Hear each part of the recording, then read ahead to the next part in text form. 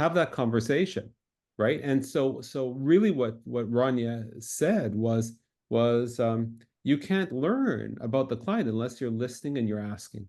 And so those problem sizing, opportunity sizing, problem sizing, risk identification sizing kinds of questions are critically important. And it's also a good cue, not just with respect to, okay, so you're going to price here versus here or down here, but it gives you a bit of a cue with respect to the deep importance that an organization actually has, for solving that kind of problem. And to be very practical about it, what if you ask those questions, and it's not like, okay, I've got my 7 questions that I need to ask you in a discovery meeting kind of thing, but it's a conversation and everything.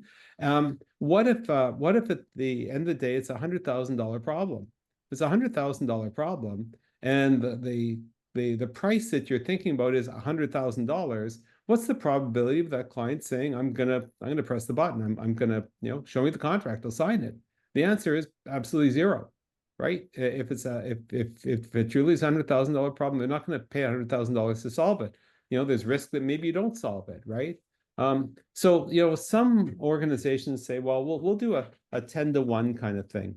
If it's $100,000 problem, probably I could, charge, they'd be willing to pay 10,000, maybe 20,000. Okay, but likely 10,000, right? So on the other hand, if it's $1 million problem, okay, and you just charge 10,000, that's a problem too, because maybe there's not enough effort that you'll need to spend, okay, to solve that $10,000 that $1 million problem with just $10,000 worth of work effort, right? So understanding what that is gives you one of the 3 key parameters that you actually need to determine what is the price you're actually gonna charge. So for example, if we look at a client's budget for a particular aspect, a particular problem, gee, we've got this problem, we've got a budget, it's a $10,000 budget, right?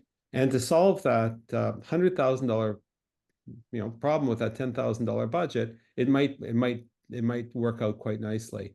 If on the other hand, if their budget is only $1,000 for that, you probably will not be able to do the job properly, in which case it's way too low. So, if we think about it, the 3 things, that you need to keep in mind in pricing is, first of all, the cost of the actual service. So whether you use an hourly rate, an internal hourly rate, and say, okay, well, the cost of that service to provide that job, if you will, this is different than the price.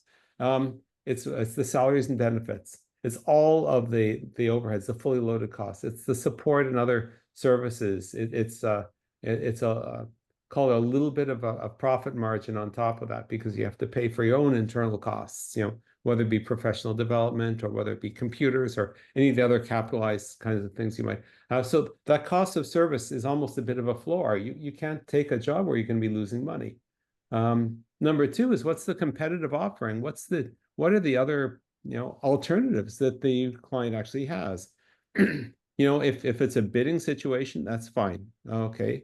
It's a bidding situation, and everyone's going to bid, and that price presumably is one of the factors.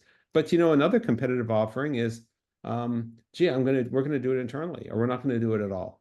Because very much organizations say, well, gee, maybe we can do it internally. Maybe it's worth it to give it a try or get it halfway done internally.